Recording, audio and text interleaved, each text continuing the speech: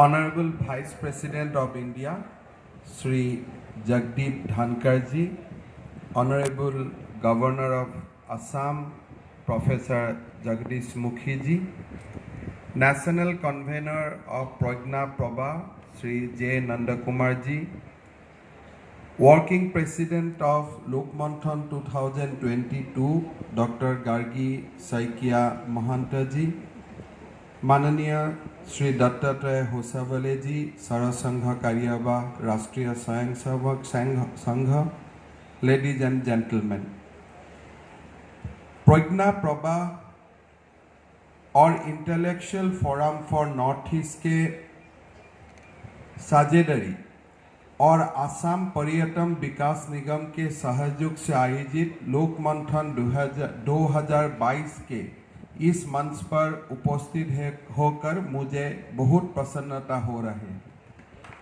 For the people of Assam, today is very significant day.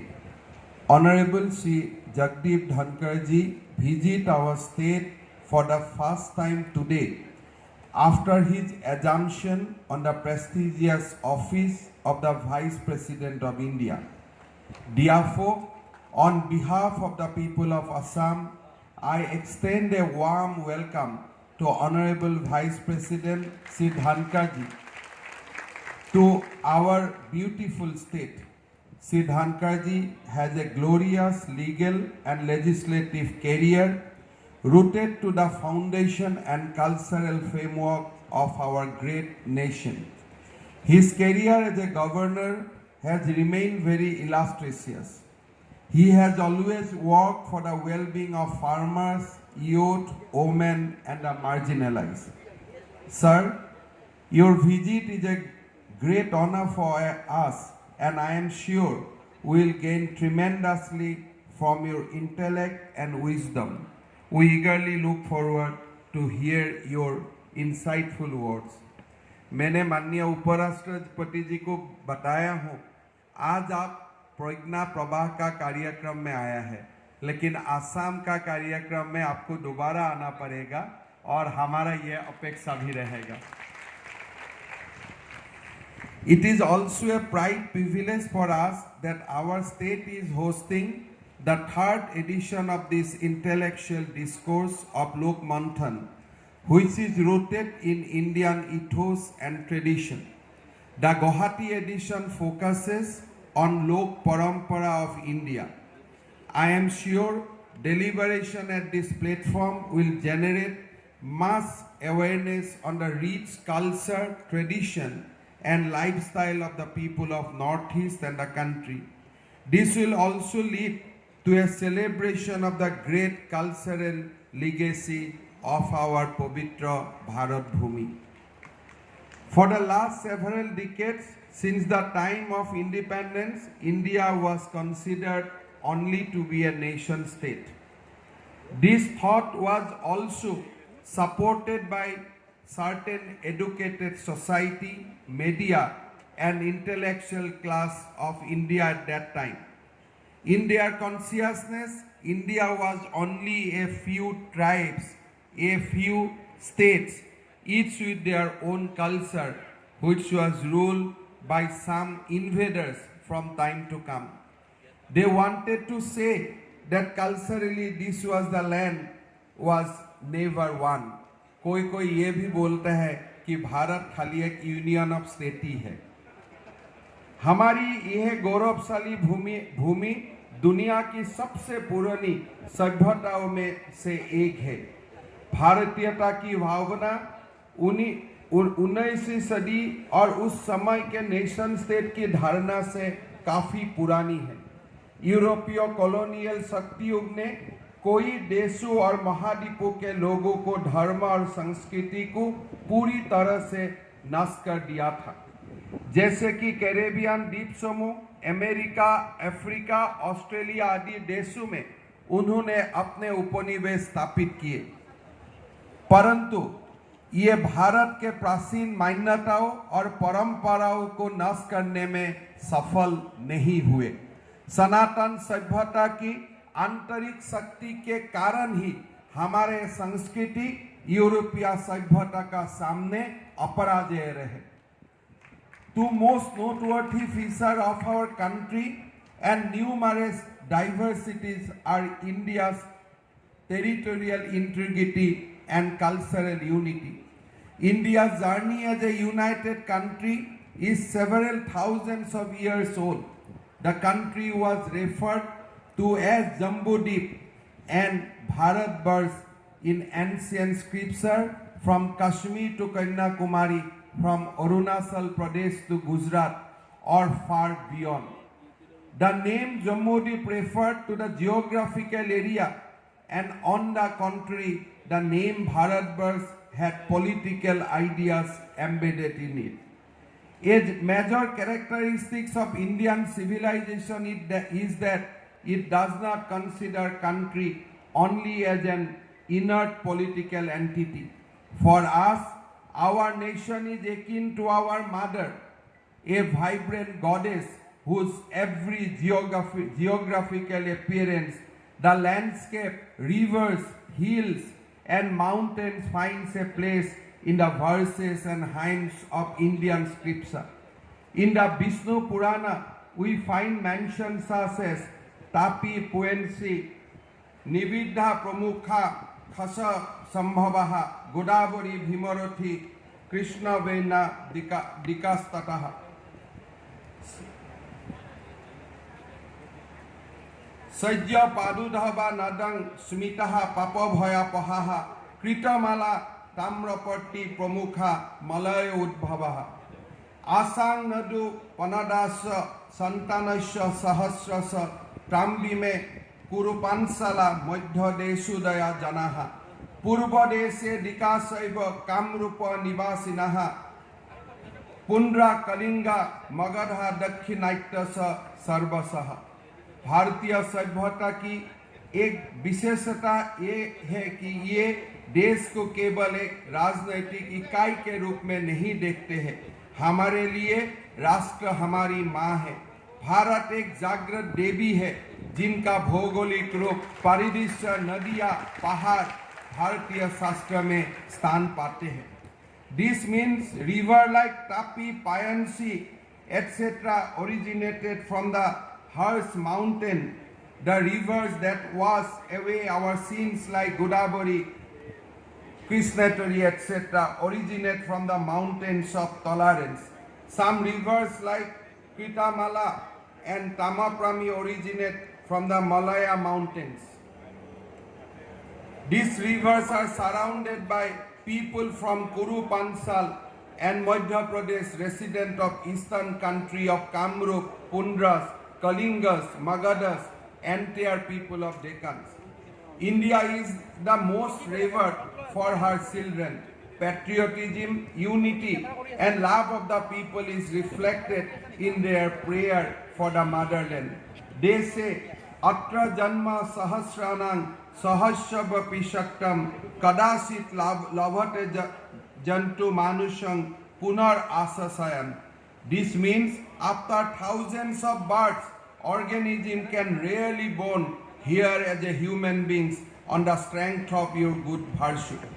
हमारे लिए राष्ट्र सबसे पूजनीय है. लोगों की प्रार्थना में मातृभूमि के लिए देशभक्ति, एकता और प्रेम झलकता है. It is because of this inseparable and inexhaustible relationship between the territory of India and Indian civilization that Bharat Mata is considered a living entity. This is why the people of India look for God in every geographical appearance of India. This is why the tradition of pilgrimage since ancient times is a special characteristic feature of Indians. Almost every geographical appearance of the hills, mountains, lakes, and rivers of India is the source of pilgrimage for Indians. This sense of devotion towards its geography instilled in the minds of the Indians has given rise to a cultural unity, keeping the diversity alive. This is the idea of India. The idea makes Indians proud as citizens of a living civilization. the stream of civilization which has been following since ancient times through the prayers and tradition of the people.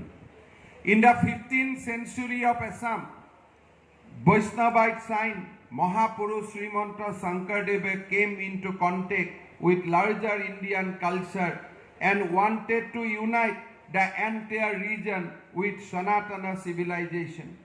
This great saint visited various shrines in India and came in contact with many scholarly saints of the mainland in the midst of Indian culture.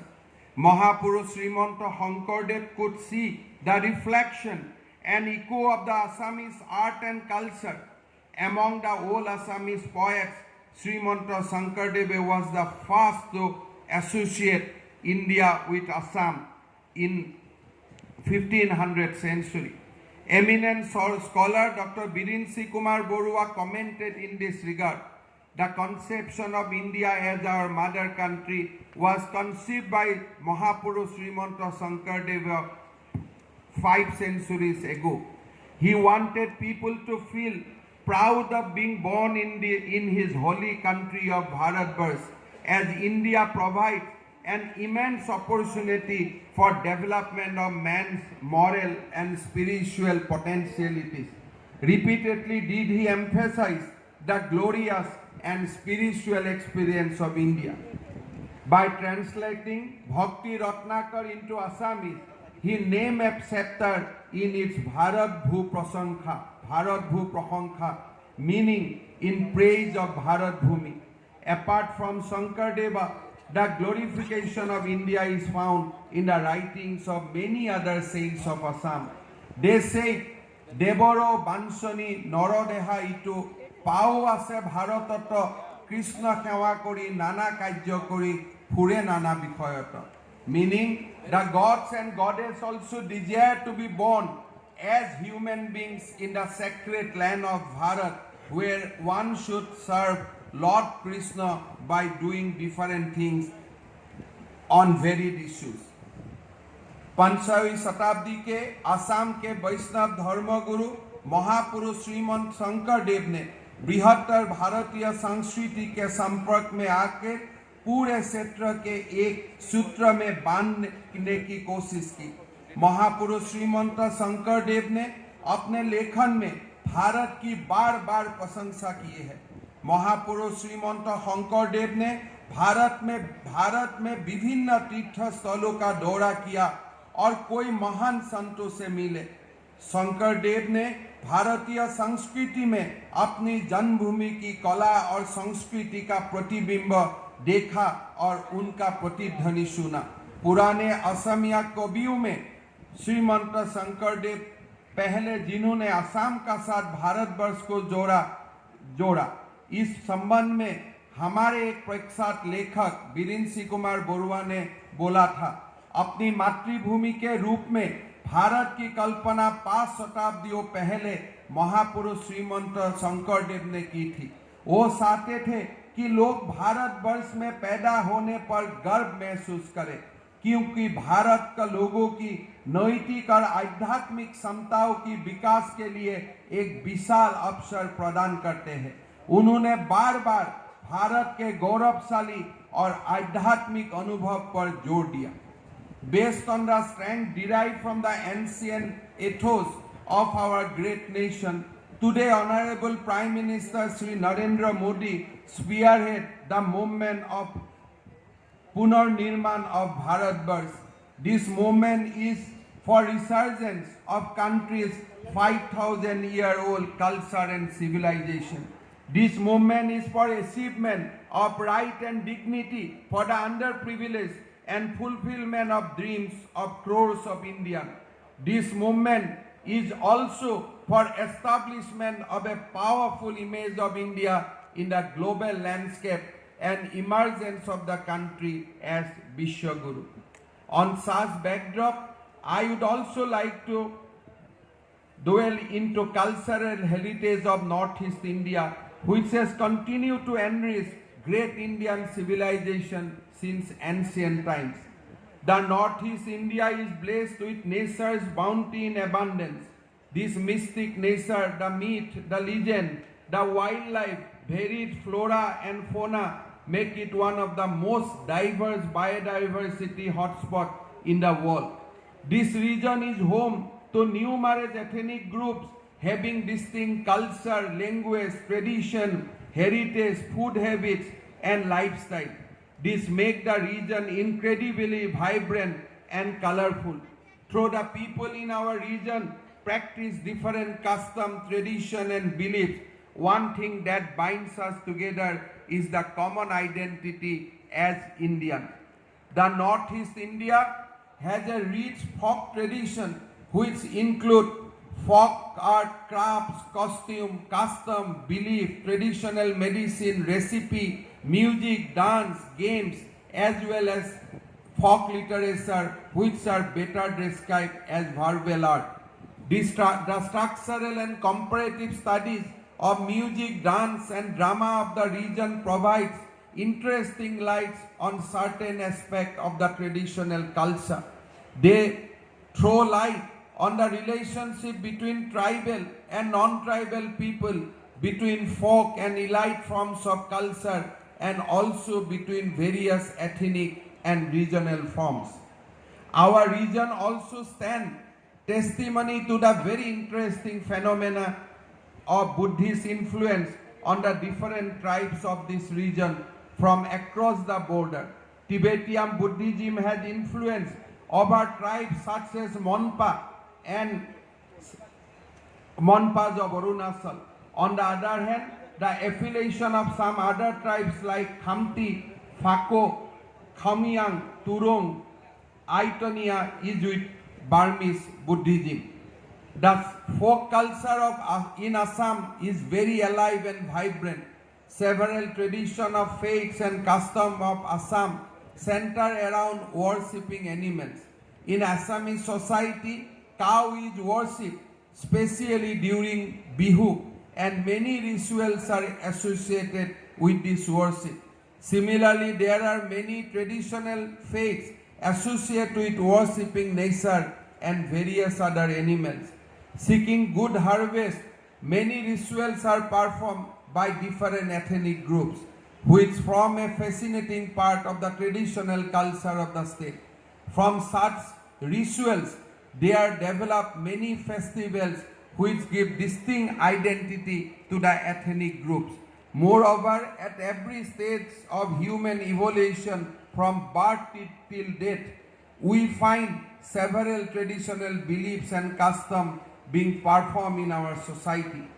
Today, there has been a renewed consciousness among the people of the state about its folk heritage.